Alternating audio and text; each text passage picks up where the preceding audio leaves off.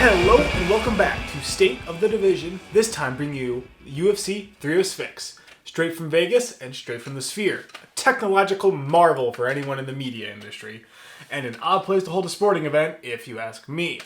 That being said, 306 is a pretty okay card if I'm being honest. The main card itself is fun from top to bottom. I'm a big fan of Osbourne when he fights. I think he has a lot of fun fights, more hits than misses, even if he doesn't win. I think your main event is going to be a lot of fun. It asks a lot of questions and it's going to force the fighters going to have to answer them. I think a co-main event is going to be a fun way to end that trilogy, put the final nail in the coffin and decide which way that division goes. Ortega Lopes is a rematch, is something I'm looking forward to. The first fight on the card, Rosas Jr. versus Aori Qileng, something I'm looking forward to because I wasn't big on Rosas, but he's really turned a corner as of late. I'm looking to see if he can complete the turn and really take that next step into the kind of contender status that we're all hoping he can get to.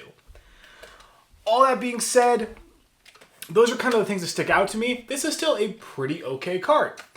I'm not exactly super high on it. The things I've mentioned are really the only things I'm excited about, even then with some of those I am overstating my excitement a little bit.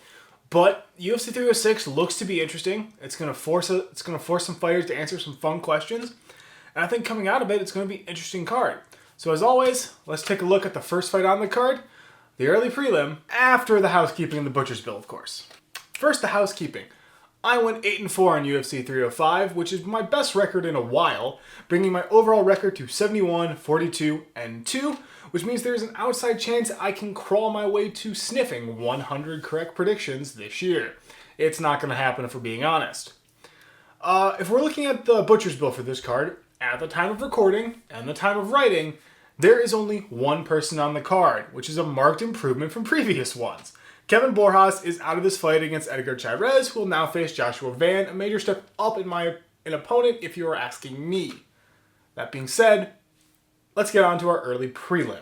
Now, kicking us off is either the only fight on the early prelims according to UFC.com, or the first fight of the prelims, if you look at Google, 9-1, El Niño Problema, Raul Rosas Jr. looks for 3 in a row against, I'm so sorry, 25-11, 0-1, Qileng, Mongolian murderer, Aori. According to SureDog, but according to UFC, it's just Aori Qileng, no space, anything. So I don't know. Sorry if I got it wrong. Anyway, Rosas is 12 years younger, 2 inches taller, with 2 in reach, rolling to Qileng. Now, Rosas has a relatively small sample size in the UFC, with 5 total UFC fights, 4 if you ignore the Contender Series win. But stylistically, he works with a ground-heavy style with a heavy emphasis on submissions, with 2 in the UFC and 6 total in his career. In the numbers, he has a 4.39 takedown average backed up by the aforementioned submission threat. Now, he doesn't seem to defend the takedown all that much with a 0% takedown defense, but with how often he leads the action, I'm not sure how much of an issue that is, or if him even getting caught in the back foot is a problem. On the feet, he works with a standard grappler striking total of 1.12 to 1.41, and while he can KO his opponent, it is few and far between and not something I think you can really count on in a lot of his fights. Qileng is a different story. Stylistically, he's more of a grinder, with 2 of his 3 UFC wins coming that way. In the numbers, he works a 5.31 to 6.03 on the feet, but does tend to lead most of his wins in strikes as well as one of his losses. Now, he does have some sort of KO power backing that up, but it is wildly inconsistent in terms of when it shows up. Backing his adequate striking up is a 1.45 takedown average, lets him rack up chunks of control time.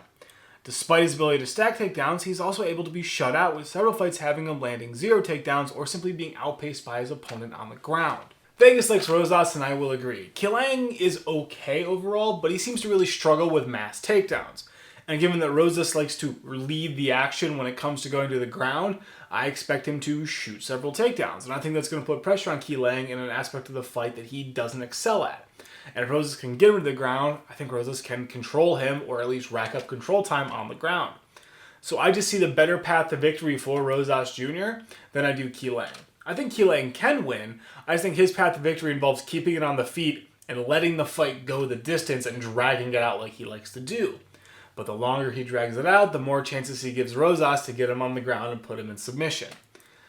In the end, I just see a better path to victory for Rosas looking at this fight like this. This is either the first fight of the prelims or this is the second fight of the prelims, depending on what website you believe. 11-5, 0-1, Edgar Puro Chacal Chairez looks for his second UFC win against the replacement. 10-2, Joshua the fearless Van. Van is 6 years younger, 2 inches shorter, with a whopping 6 inches in reach, heading to Chairez. Now, Chairez has had a rough go early in the UFC, with his first win coming in February 2024, with his first fight being in 2023. Moving on, stylistically I would try, emphasis on try, and call Chairez a ground-focused fighter with 7 career submission wins.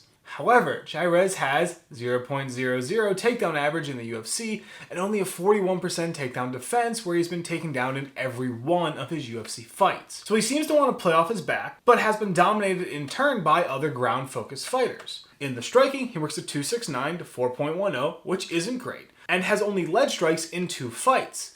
Even then, though, those 2 fights were against the same opponent, as the first fight was ruled a no contest. So basically, he only led strikes against one opponent in 2 separate fights. Now, Van comes in as a striking-focused fighter capable of either putting you away on the feet or grinding it out.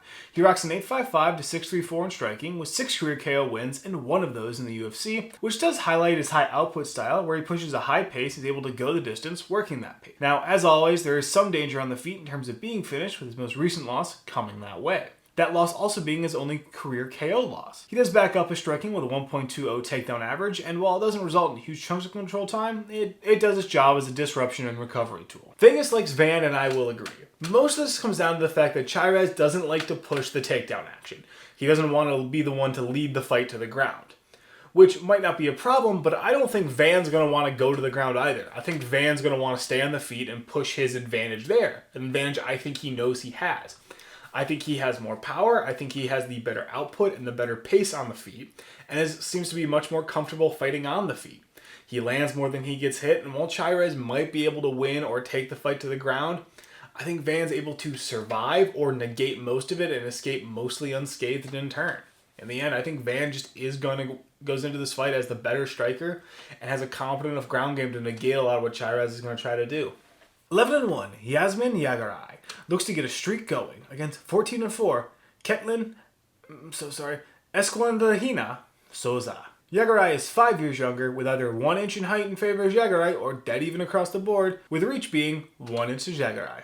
Now, Jauregui is very much a striking-focused grinder who does a very good job at keeping herself ahead of her opponents in the totals. Looking at the numbers, she has a 6.26 to 5.12, which highlights the whole just keeping ahead style. I can't really say she limits her opponent's offense, but I can say that she's able to outpace her opponents a lot on the feet. She does only have some lurking KO power, but only 1 win by that method in the UFC, so I'm hesitant to call her a reliable thing to look out for. She does carry a 0.0 takedown average, which isn't too surprising given the striking focus, but backing that up is her 100% takedown defense. Obviously, so far, that can change. Souza is very much a newcomer with only 2 UFC fights on her record, going 1-1 across those fights. Stylistically, she's a control-focused fighter who limits her opponent's offense while building her striking leads and controlling time totals. In the striking, she carries a 4.78 to 2.03, which does highlight her controlling style a fair bit. The other part of the game is a 0.90 takedown average, which isn't too high, but in her 1 win did account for 3 minutes and 11 seconds of ground control, which was enough to take the win from Marnik Mann.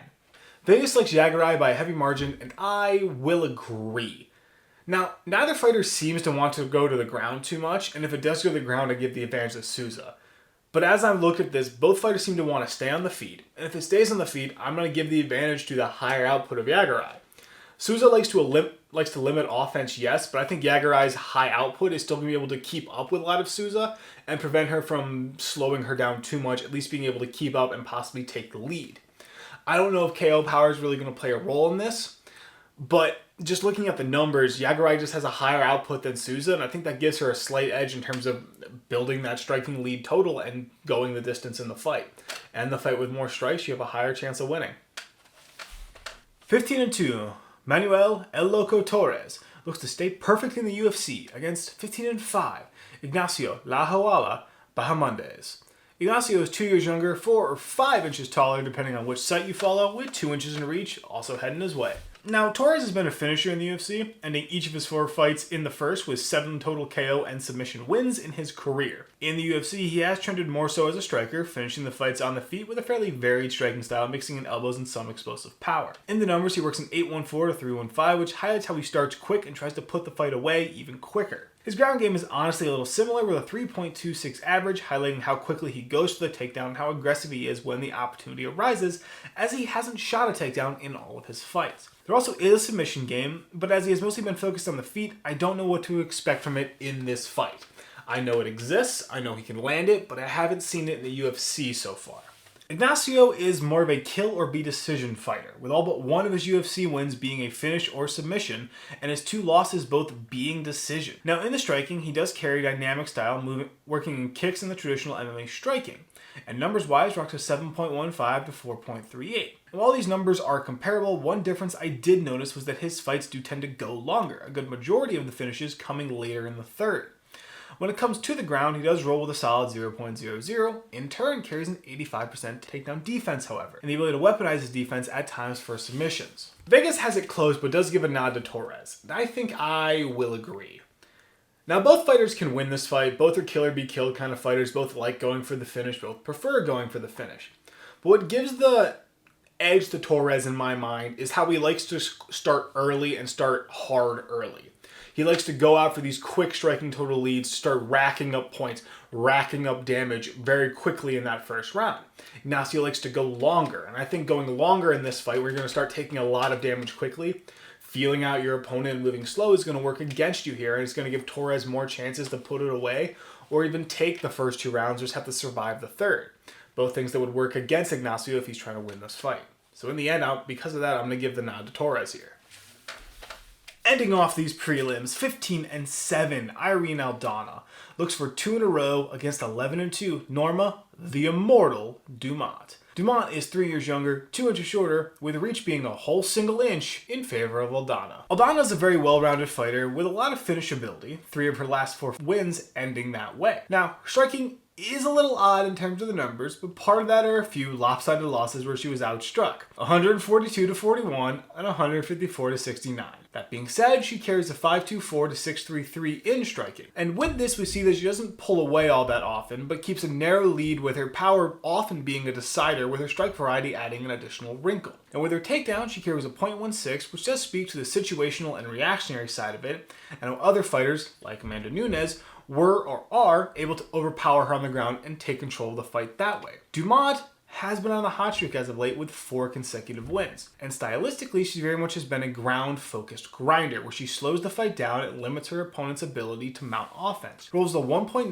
takedown average and is more than able to stack them in some fights. Now, she does tend to want to decide when she goes to the ground with a 72% takedown defense, highlighting that. She is able to gain some control time without landing a takedown, but she tends to do it with them more than without them. In the striking, she carries a 3.11 to 1.89, which highlights a style of slowing it down, keeping a firm grasp of the pace, and not letting her opponent land too much offense. Vegas has this fight dead even, which takes away my easy out.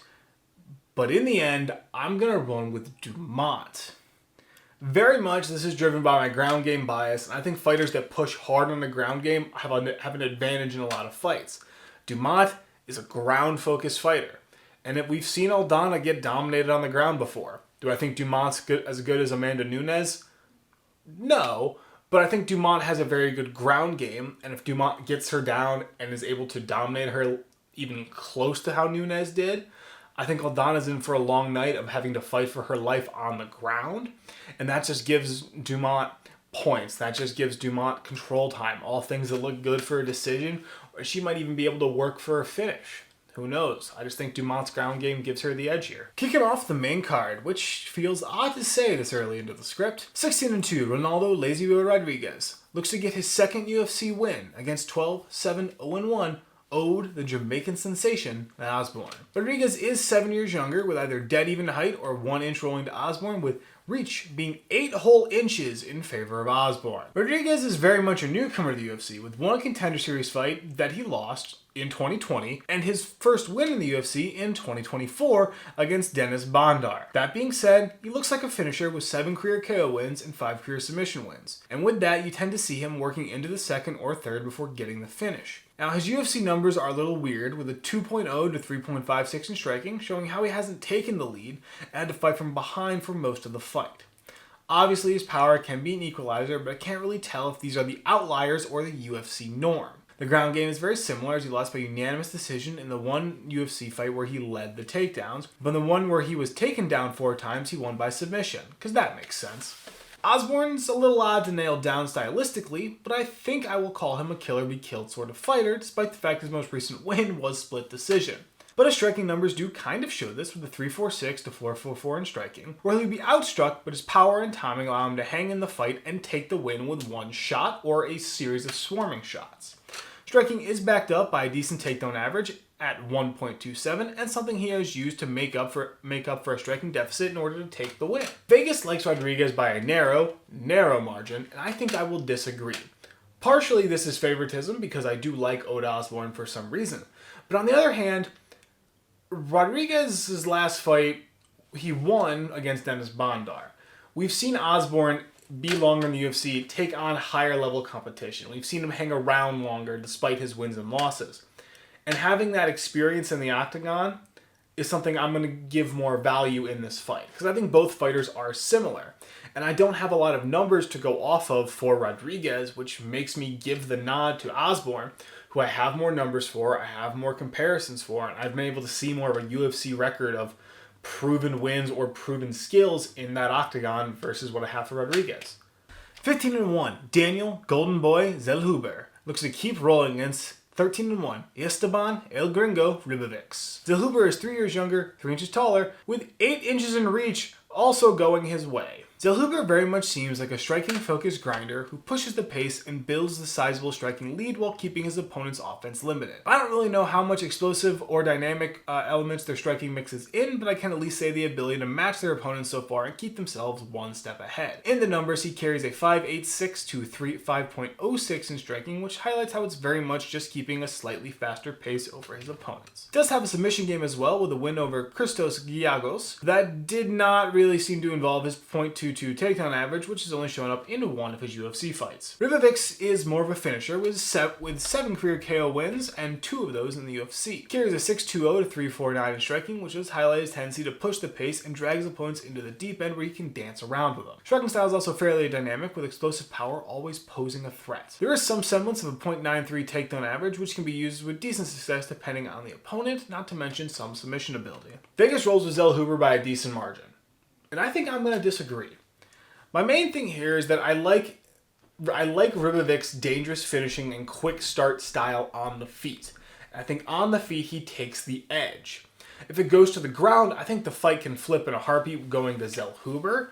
But even then, Ribovics has submission ability that he has thrown before, and I think he might be able to surprise him in this fight. This might just be favoritism for recognizing name, but I'm going to go with Ribovics here because of that.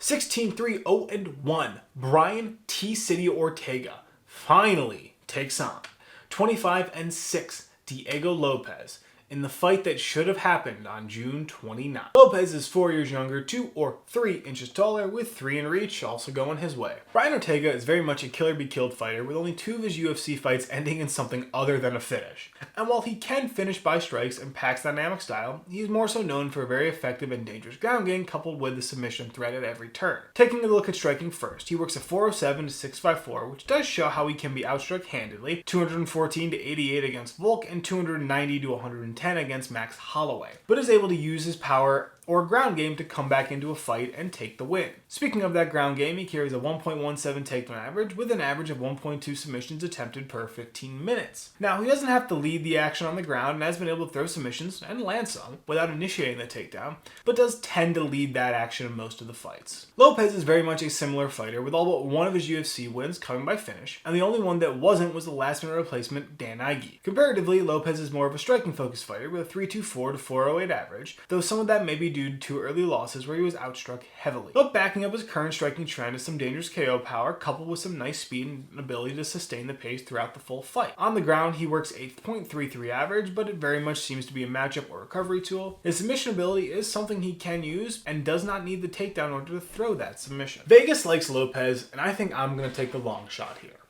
This might be entirely blatant favoritism for Brian Ortega, but when you have 2 fighters that are very kill or be killed, and while Lopes is significantly younger, if this fight goes to the ground, I think you're in the wheelhouse of a very dangerous submission artist.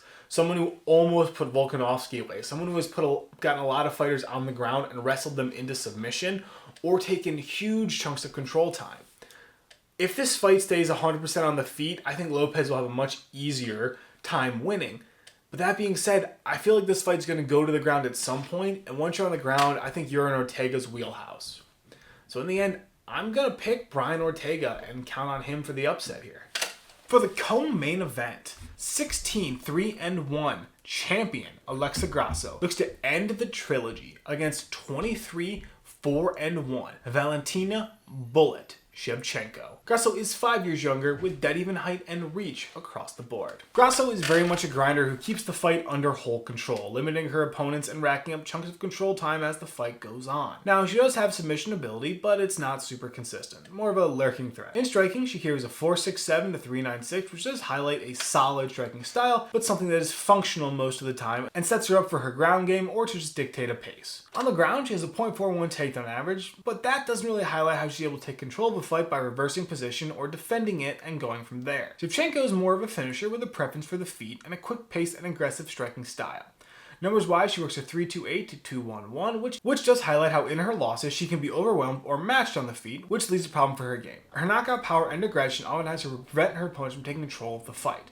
And backing all that up is her takedown game. That sits at a 2.46, which she uses with regularity to garner chunks of control time and just wear her opponents down. Vegas likes Grasso, and I will agree. They have it close, and I easily understand why. But part of the decision here is it just seems Grasso has Shevchenko's number. She's done just enough in both of these fights to win or get to split decision or even be close to winning. And some fighters just have that kryptonite. I'm not saying Grasso is Shevchenko's kryptonite, but in those two fights, she found a way to win both times, or found a way to not lose the belt, rather. And given that she is, in fact, 5 years younger, Shevchenko is 36, I'm inclined to go with the younger option who's been able to not beat you twice, but has won the belt against you and held on to the belt against you. Shevchenko has a definite path to victory, but for me, Grasso matches up fairly well with that kind of grinding, control-based style. And while Shevchenko definitely outpaces her on the feet, if it goes to the ground, we've seen Grasso take control or reverse positions on Shevchenko before. I have a feeling she'll be able to do it again. For the main event, 18-1-0-1, Sean Sugar O'Malley looks for another title defense against the challenger, 17-4, Merab the Machine Dvalishvili.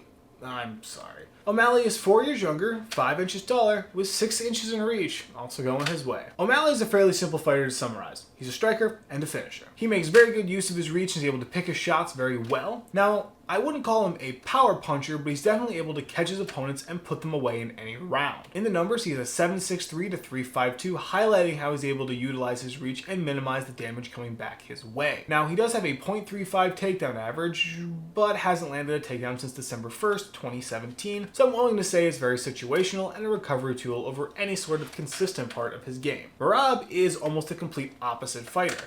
A takedown-focused grinder who relies on keeping his opponent on the defense with constant pressure and unrelenting takedown attempts. Striking isn't bad, a 4.50 to 2.37, but a lot of it seems supplementary and more of a way of dealing damage and forcing the opponents to keep an eye out for two parts of the game instead of just the takedowns. Assisting with those strikes is his monstrous takedown game, which sits at a 6.43 average and is something he will stack at any given opportunity. Now, he can be stopped from landing the takedowns, but has proven the ability to still gain control time off of those attempts. Vegas likes O'Malley.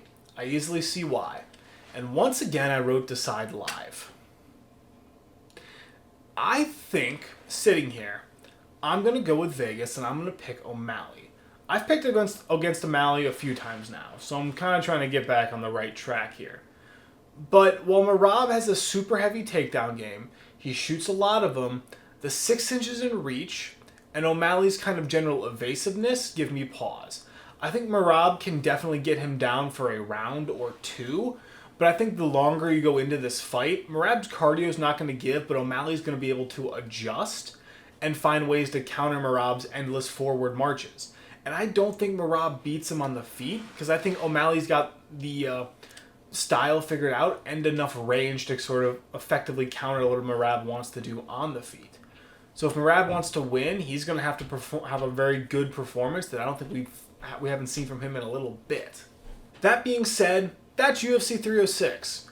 And after recording this video, doing several takes of some of the lines, I feel a little better about this card. I'm still not fully excited as I think the advertising wants you to be, but I think in this card we're going to answer some interesting questions, we're going to see where a few fighters are at, and we're going to kind of begin to establish who's next up in a few different divisions. Something I think that will be very interesting to watch in the next coming months and maybe the middle half of next year. But all that being said, go ahead and leave your opinion in the comments, tell me what you agreed with, thought I was wrong with, and that's all I got. So thank you for watching, and have a great fight.